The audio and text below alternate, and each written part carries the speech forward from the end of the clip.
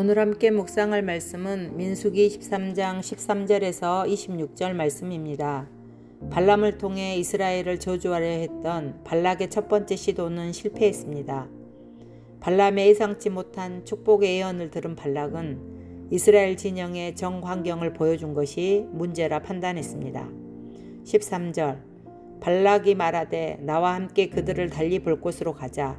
거기서는 그들을 다 보지 못하고 그들의 끝만 보리니 거기서 나를 위하여 그들을 저주하라 하고 소빔들로 인도하여 비스가 꼭대기에 이르러 7 제단을 쌓고 각 제단에 수송아지와 순양을 드리니 발락은 이스라엘 진영의 맨 끝자락만이 보이는 새로운 장소로 발람을 데려갔습니다. 하나님의 분명한 뜻은 이미 주어진 첫 번째 예언에 밝히 드러났으나 발락은 이스라엘 세력을 약하게 보이게 함으로써 저주를 이끌어내려 합니다. 그는 여전히 많은 복채와 제사 장소를 옮기는 조작을 통해 하나님을 자기 편으로 만들 수 있다는 미신적이고 인본주의적인 생각에서 벗어나지 못합니다. 당시 비스가 산악지대의 소빔들은 이방의 다양한 종교적 행위들이 이루어지던 곳입니다. 그들은 거기서 제단을 쌓고 제물을 준비해 제사를 드렸습니다. 한적한 곳에서 하나님의 임재를 기다리던 발람은 여호와께서 말씀을 주시자 신하들과 함께 제단 곁에서 기다리고 있는 발락에게 돌아갑니다. 17절 발락이 발람에게 이르되 여호와께서 무슨 말씀을 하시더냐. 발람은 자신이 받은 두 번째 예언을 선포합니다. 19절 하나님은 사람이 아니시니 거짓말을 하지 않으시고 인생이 아니시니 후회가 없으시도다. 어찌 그 말씀하신 바를 행하지 않으시며 하신 말씀을 실행하지 않으시랴. 이스라엘은 여호와의 복을 받은 백성이다. 그래서 자신은 저주할 수 없다고 말합니다. 발람은 우선 하나님이 어떤 분이신지를 발락에게 알려줌으로써 예언을 풀어내기 시작합니다. 하나님은 사람이 아니시고 인생이 아니시다는 문자적으로 사람의 아들이 아니시다입니다. 그러므로 그분은 거짓말을 하거나 후회하시는 분이 아니십니다.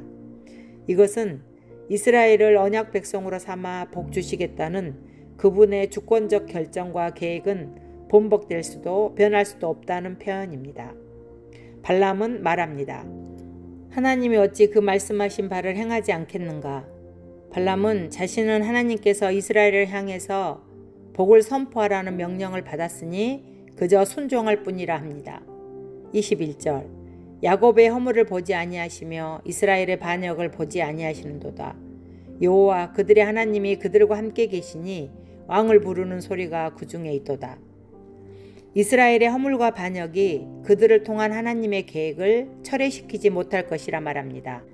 이스라엘이 잠시 불행과 어려움을 만날 수는 있지만 언제나 하나님께서 그들을 복으로 채워주시기에 이스라엘 진영 가운데는 이스라엘 왕을 외쳐 부르는 소리가 넘칠 것이라 선포합니다. 20절 하나님이 그들을 애굽에서 인도하여 내셨으니 그의 힘이 들소와 같도다. 인도했다는 지금도 여전히 이끌어내고 계신다라는 뜻입니다. 다시 말해서 출애굽은 아직 끝나지 않았고 여전히 진행 중에 있다는 의미입니다. 우리의 창조가 진행되고 있는 것과 마찬가지입니다. 출애굽 드라마는 하나님의 최종적인 약속인 가나안 입성, 예수 그리스도와 새 하늘과 새 땅이 올 때 비로소 다 마무리될 것입니다. 발람은 하나님이 함께 하시는 이스라엘 민족은 들소와 같이 위세와 힘이 대단한 민족이다 묘사합니다. 발람의 예언의 노래는 이제 절정으로 치닫습니다. 23절 야곱을 해야 할 점술이 없고 이스라엘을 해야 할 복술이 없도다. 이때의 야곱과 이스라엘에 대하여 논할진대 하나님께서 행하신 일이 어찌 그리 크냐 하리로다. 이스라엘에게는 마법과 저주의 주문이 아무 소용이 없습니다. 발람은 모든 사람의 입에서 이런 말이 해자될 것이라 합니다. 하나님께서는 도대체 이들을 위해서 무슨 일을 하셨단 말인가. 이렇게 복을 받은 이스라엘을 그 어떤 것도 막을 도리가 없으며 그들은 모든 적들을 무찌르게 될 것임을 사냥감을 움켜쥔 숫사자의 비유에 축복합니다. 두 번째 예언도 축복으로 끝나자 발락은 화가 머리끝까지 치밀어 소리 지릅니다. 그들을 저주하지도 말고 축복하지도 말라. 그러자 발람은 항변합니다. 26절 내가 당신에게 말하여 이르기를 여호와께서 말씀하신 것은 내가 그대로 하지 않을 수 없다고 하지 아니하더이까.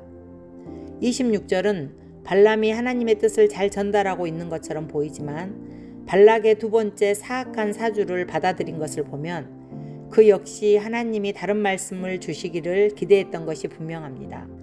그도 하나님을 자기 편으로 만들고 싶었던 것입니다. 우리 신앙에서도 이런 샤머니즘적이고 우상적인 모습이 잔재해 있습니다. 그러나 그것은 반드시 제거되어야 합니다. 자기 마음을 바꾸지 않는 채 듣는 하나님의 말씀은 아무 소용이 없기 때문입니다. 충분히 드러난 하나님의 뜻 앞에 굴복하는 것, 그것이 신앙입니다. 그러므로 우리가 먼저 알아야 할 것은 나의 미래가 아니라 나를 향한 하나님의 사랑과 능력입니다. 하나님의 철회될 수 없는 약속과 신실한 사랑을 깊이 인식할 때 우리는 하나님의 지혜와 섭리를 더 신뢰하며 하나님의 뜻대로 새롭게 창조될 수 있습니다. 이 하루도 우리의 허물과 연약함에도 변함없이 우리를 축복하시는 하나님이 강한 팔로 우리와 함께 계심을 믿고 내게 들려오는 한 말씀을 향해 발걸음을 내디듬으로 하나님의 크신 능력과 함께 하심을 날마다 경험하는 우리들이 될 수 있기를 간절히 바랍니다. 적용 질문입니다. 하나님의 축복과 지지가 변함없다는 사실을 나는 지금 누구에게 알려주고 싶나요?